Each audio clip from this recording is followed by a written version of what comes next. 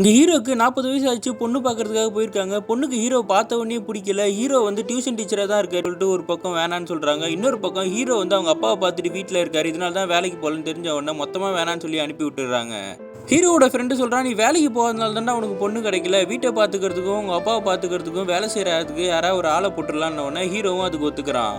அப்பதான் நம்ம ஹீரோயினை காட்டுறாங்க. ஒரு துணி கடையில வேலை பார்க்குறாங்க. அவங்க குடும்பத்தில் வேலைக்கு போற ஒரே ஆள் இவங்க தான். துணி கடையில சம்பளம் கம்மியா இருக்குன்னு சொல்லிட்டு வேற வேலை தேடுறாங்க. அப்ப ஹீரோ வீட்டில் இந்த மாதிரி வேலைக்கு ஆள் வேணும்னு தெரிஞ்ச ஹீரோ கிட்ட கட் அண்ட் ரைட்டா சொல்லிடுறாங்க, நான் 9 மணிக்கு வந்து 5 மணிக்கெல்லாம் போயிடுவேன். வீட்டை தொடச்சி வைப்பேன், சமைச்சு வைப்பேன். ஆனால் அவங்க அப்பாவெல்லாம் நான் பார்த்துக்க மாட்டேன்னு என்ன இப்படி பேசுறாளே, இருந்தாலும் பரவாயில்லன்னு சொல்லிட்டு ஹீரோ ஓகே சொல்லிடுறாரு. இந்த பொண்ணு சமைக்கிறது வீட்டை பார்த்துக்கிறதுலாம் ஹீரோக்கு ரொம்ப பிடிச்சிருக்கு.